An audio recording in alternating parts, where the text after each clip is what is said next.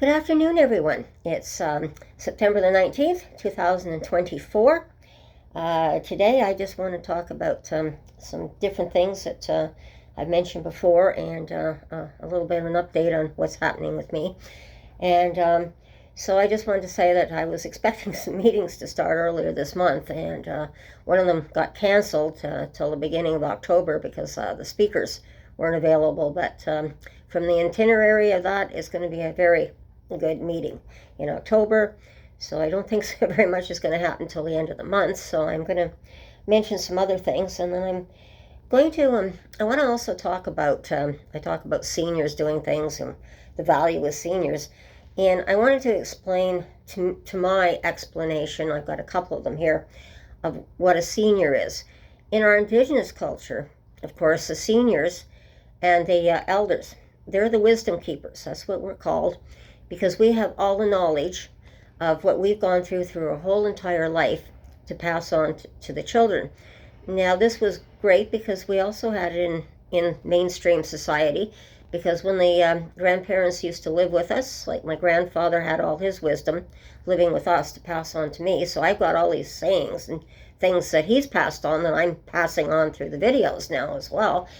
And so that was a really good thing that was happening at that time. But there's another way of looking at seniors. Now, over the years, we build a building.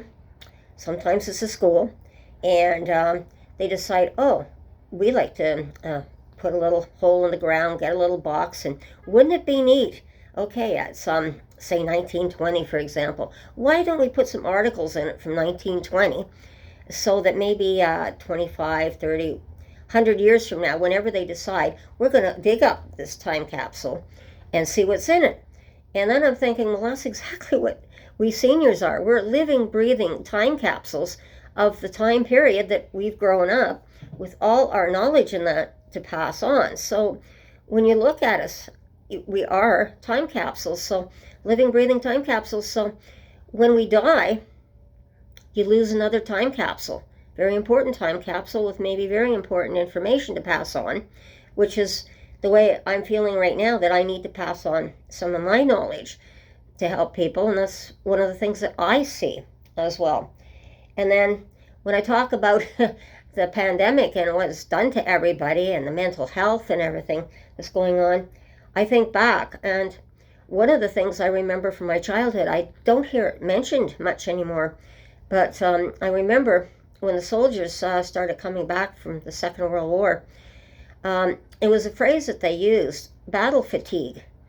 And it was very interesting because sometimes I'd be hearing the wives talking after their husbands came back and their boyfriends came back from the war, and they're just suffering from battle fatigue. And my mom used to have her little tea parties in the afternoon, so the women would be talking, so I'd be able to sit there and kind of listen to what the women were talking about. And some of them were describing how both mentally and physically, emotionally and spiritually, they were just broken when they came back. And some of them turned around and said, the nightmares from the PTSD, they were it was sort of still very much in the closet, but the women used to talk about it a little bit. And we didn't know really what to do with it. And then they were so physically exhausted in that. This is why I want to come back on to something else that I've been talking about with the rocking chairs. Some of the women said their husbands would go out in the front porch too, get on the rocking chair, or even in the living room. They could barely get out of bed. When they got out of bed, they sort of had it straight for the chair. They'd start rocking and fall back to sleep again. And some of them said they sort of were in this pattern for sometimes 6, 8 months. One of them said it was over a year before her husband started coming back and was able to actually see and understand what was going on around him, because he was still back on the battlefield, and from the physical fatigue and that, all the marches that they had to go on as soldiers. So I mean, their bodies were worn right down. So this is why this is a really good thing that I wanted to talk about. Again, was just mentioning how important the rocking chairs were, and it's a very simple way that we can help heal ourselves. And the other thing, I've been very busy over the summer on me and Heidi, my service dog. And during the pandemic, it was really hard to get her trained. I had to put my Shepherd Rottweiler down just before Christmas of 2019. And I'd already been thinking about, okay, I think I'd like to get another dog, but my age is 67 that time. I'm going to have to look after myself, and how am I going to look after myself? So came out to plan A was to get Heidi. I was going to need a service dog. So all of a sudden, we're into the lockdowns, and she's just at the point of not quite being born when the first lockdowns hit. But I was preparing for her. I was getting her crate. I was going out getting her everything I needed for a dog, knowing that I'd been able to put a deposit on before she was born. So I had her after she was born. So she wasn't actually born until June 2020. So by then, in and out of the lockdowns, I've had dogs for many years. I've done training with them. I've been in dog shows with my standard poodles. Especially one of them was walking off with all the ribbons, and breeding them and being part of the Canadian Kennel Club. And I had some great experiences, and then I had mixed dogs during the kids and that over the years that I've had my kids. Couldn't do the dogs, and of course I love being with my dogs, so I'm thrilled I'm back with Heidi right now.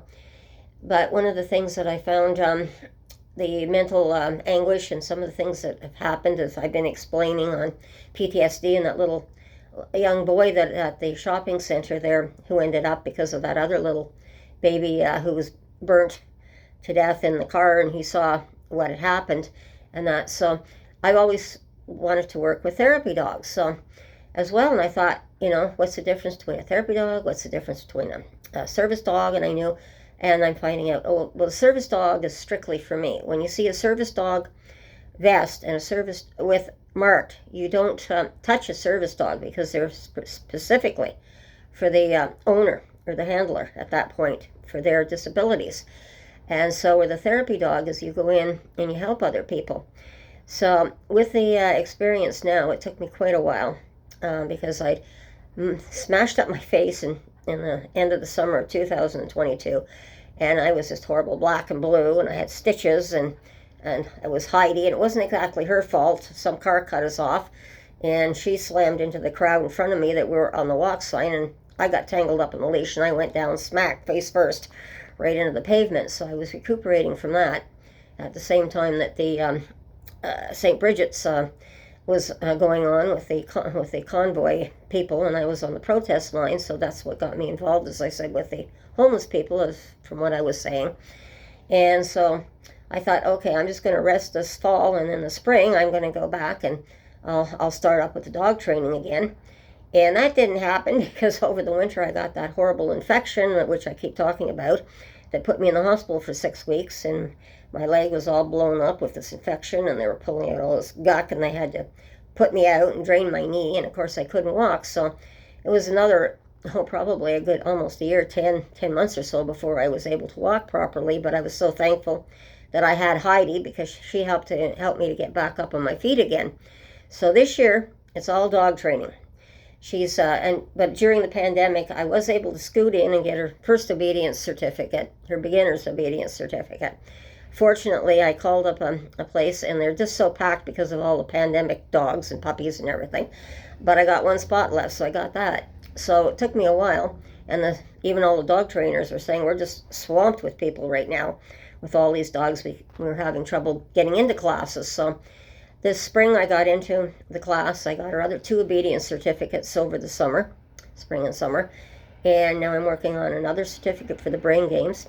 And lo and behold, I'm now working on the, not only am I going to get her service dog certificate, but I'm also now working on her therapy dog certificate. So she'll be able to go in to do therapy with people. And I had the pleasure, I just want to briefly tell you, it was exciting. On Tuesday this week, I went in with my trainer for the therapy dog training, and we were invited into one of the government buildings, because our government people are really experiencing this, along with our healthcare workers. Everyone is burnout, everybody's suffering. So we went in for an hour with her dog and my dog. Well, we had a wonderful time, and I just want to briefly explain how important it was. We had people coming down from the offices, which was just great. They were seeing firsthand what a therapy dog does, and one person came down, and she was crying, and she wanted to know what was wrong. She just burst out crying, and she said, I just had to put my dog down a month ago. So she was still grieving over her dog. So her therapy dog there, which was my trainer's therapy dog, she was just lying there, and she was just lapping up all the attention, and people were handling her, touching her, which was okay because that's what a therapy dog does. That's part of her job.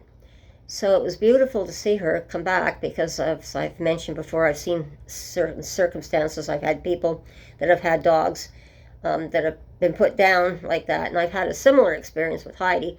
Oh, can I please pat your dog? Normally, because when you have a service dog, ask the handler before you touch the dog. Don't touch the dog because they're for the handler only. So then I'm sitting at the other side of the room with Heidi, and she's just lapping up all this attention, and wow, this is kind of neat. All these people are patting me, and that, and then she got kind of funny because she gets treats for doing things good. So she was there, and one of the things I've taught her is when people come up, to sit there and shake a paw. How do you do? So I was getting them to do how do you do. She was sitting there. Oh, this is great. So I gave her a treat as a reward because she was doing what I wanted her to do correctly. Well, after she got the idea, everybody came up with shaking hands. Oh, no problem, shake your hand. Then she looked up at me. Okay, where's my treat? I did what you expected me to do. And so everybody's laughing and getting a great time and a kick out of what Heidi's doing in her training part. So it was a wonderful, wonderful day. We're getting asked to come back. We're getting in the newsletters. They took pictures of us, and everywhere we're seeing the service dogs and that, and the therapy dogs, especially the therapy dogs right now. And we're looking at ways, and I know I've talked to the service dog trainer too, and we're talking about how, in some ways, can we help the homeless people who get, and especially those who are trying to go through the addiction programs and that right now. How can we help them, maybe with a therapy dog and stuff like this? So I just wanted to let you know there's something in the works. You're going to hear more from me. You're going to be able to follow Heidi and my adventures as being both a therapy dog and a service dog, I'm sure, over the months, as well as all the different meetings and stuff that I'm involved in.